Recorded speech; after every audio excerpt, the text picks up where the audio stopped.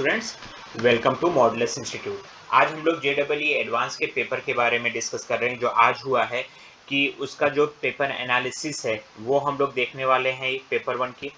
उसके बाद पेपर का लेवल कैसा था, बच्चों के हिसाब से इजी था, टफ था या मॉडरेट लेवल था, कितने क्वेश्चंस को हम बोल सकते हैं कि क्वेश्चन जो है अच्छा आपने अटेम्प्ट किया है, क्या एक्सपेक्टेड कट ऑफ होता है। हम लोग लास्ट ईयर के भी कट ऑफ आप लोगों के सामने रखेंगे और इसके हिसाब से भी डिस्कस करेंगे, और लास्ट ईयर मार्क्स और ऑल इंडिया रैंकिंग का कंपैरिजन चार्ट भी हम लोग लास्ट में देखने वाले हैं। तो वीडियो को पूरा लास्ट तक देखिए और चैनल को जरूर से सब्सक्राइब कर लीजिए क्योंकि पेपर 2 का एनालिसिस भी तुरंत ही आने वाला है अराउंड 7 o'clock। तो पेपर 1 को अगर देखें तो यहाँ पे 3 सेक्शन था, सेक्शन 1, सेक्शन 2 और सेक्शन 3। तो सेक्शन 1 में अगर आप देखेंगे तो 1 और मोर ऑप्शन करेक्ट की बात थी, जिसमें हमने अगर करेक्ट करेंगे तो +4 मिलेगा और रॉन्ग करेंगे तो -1 मिलेगा।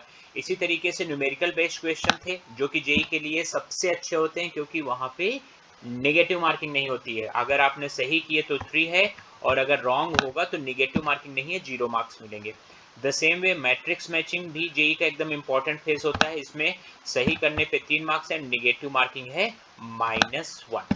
ठीक है, तो न्यूमेरिकल बेस्ड क्वेश्चन ऐसे होते हैं जिसको आपको अटेम्प्ट कर ही देना चाहिए at the end of the day. तो मुझे उम्मीद है कि जितने बच्चों ने पेपर दिया है वो न्यूमेरिकल बेस्ड वाले क्वेश्चन अटेम्प्ट करके आए हैं। इसमें डेसिमल टाइप आंसर था, 2 साल से पर्टिकुलरली डेसिमल बेस्ड आंसर आ रहे हैं। लेवल की अगर बात करें तो केमिस्ट्री को इजी और मॉडरेट लेवल में बच्चों ने रखा हुआ है, और मैथ्स जो है वो डिफिकल्ट टू मॉडरेट लेवल में है, और फिजिक्स को मॉडरेट बोला जा रहा है। उसकी वजह यह है कि जो केमिस्ट्री है उसमें बोला जा रहा है कि इनऑर्गेनिक जो है वो काफ़ी ट्रिकी था। अगर आप देखेंगे तो जो हम लोग ट्रेडिशनल क्वेश्चन पढ़ते हैं वो नहीं थे, काफ़ी कुछ एक्सेप्शनल बेस्ड क्वेश्चंस भी आए थे। और अगर देखें मैथ्स तो मैथ्स जो था लेंदी था और फिजिक्स भी लेंदी था, उसके कैलकुलेशन जो थे वो काफ़ी बड़े हो रहे थे। तो कंपेरिजन अगर दिया जाए सब्जेक्ट वाइज में तो physics was among the toughest one, और मैथ्स और केमिस्ट्री को समवॉट इक्वल बोल सकते हैं। कुछ स्टूडेंट या टीचर का बोलना है कि मैथ्स इजी था केमिस्ट्री टफ था, कुछ का उल्टा बोलना है कि केमिस्ट्री टफ था मैथ्स इजी था।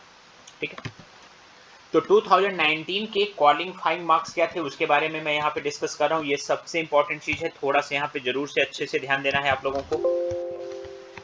मैं पेन ले लेता हूँ और वहां से दिखा रहा हूँ कि जो कॉमन मेरिट ये जो है केवल क्वालिफाइंग मार्क्स हैं। इसके बेसिस पे इतना मिनिमम मार्क्स तो चाहिए ही चाहिए हर एक सब्जेक्ट में, वो मैं दिखा रहा हूँ।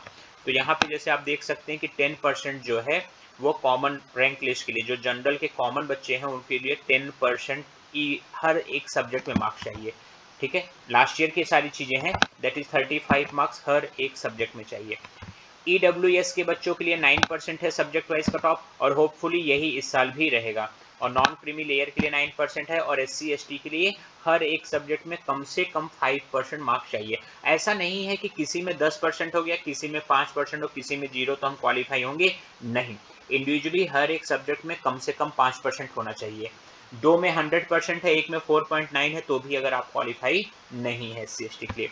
इसके करस्पॉन्डिंग हम मार्क्स देख सकते हैं, ओबीसी के लिए 31.5 और EWS के लिए भी 31.5 है, दोनों के लिए इक्वल है। उसी तरीके से देखेंगे तो SC ST के लिए भी इक्वल है। तो ये मिनिमम क्वालिफाइंग मार्क्स है, इस पर ध्यान देना पड़ता है। आगे चलते हैं, उनके कट ऑफ देखते हैं।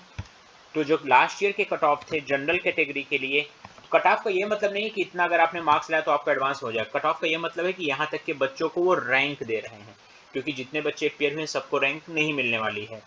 ठीक है, तो 89.75 जो है उतने परसेंटेज पे, परसेंटेज लिखा हूँ मार्क्स नहीं लिखा हूँ, और ये ओवरऑल मार्क्स है, सब्जेक्ट वाइज नहीं है, ये ओवरऑल मार्क्स है 89.75 पे। और जनरल EWS को 78.21 पे मिला था, और नॉन क्रीमी लेयर को 74.34 पे, और SC ST कैटेगरी को जो मिनिमम क्वालिफाइंग मार्क्स थे उस पर दिया गया था। अगर आपको इसमें कोई क्वेरी है तो आप जो है कमेंट बॉक्स में लिख के पूछ सकते हैं, मैं बता सकता हूँ। ये जो मिनिमम परसेंटेज मार्क्स हैं ओवरऑल है, सब्जेक्ट वाइज नहीं है। अब रैंक का और मार्क्स के हिसाब से क्या कोलैबोरेशन था वो भी देख लेते हैं, काफ़ी कुछ आइडिया लग जाएगा इस हिसाब से भी। जिस बच्चे की रैंक 1 आई थी उसके मार्क्स से 346, और 201 रैंक पर अपनी जो रैंक आई थी बच्चे की वो थी 253। ठीक है, तो 200 के आसपास अगर रैंक चाहिए तो 253, और 206 मार्क्स पे 206 मार्क्स पे हमारी जो रैंक है वो 4 डिजिट क्रॉस हो जाएगी 1014, और 150 166 के पास मार्क्स है, 156 पे जो अपने मार्क्स आएंगे उस पे रैंक आ जाएगी 5000। बात समझ में आ रही? मतलब अगर 200 मार्क्स हैं तो 1000 रैंक, 150 मार्क्स हैं तो 5000 रैंक, और 10,000 के लिए 131 रैंक। ये लास्ट ईयर का एग्जैक्ट डेटा है, कोई भी इसमें मॉडिफिकेशन नहीं किया गया है, एग्जैक्टली सेम डेटा है जेई एडवांस के हिसाब से। ठीक है, तो आप लोगों के लिए ऑल द वेरी बेस्ट। अच्छे से आप लोगों ने एग्जाम दिया, उम्मीद करते हैं कि रिजल्ट भी आप लोगों का बहुत अच्छा है। कमेंट में आप बता सकते हैं कि आप लोगों के मार्क्स कितने आ रहे हैं।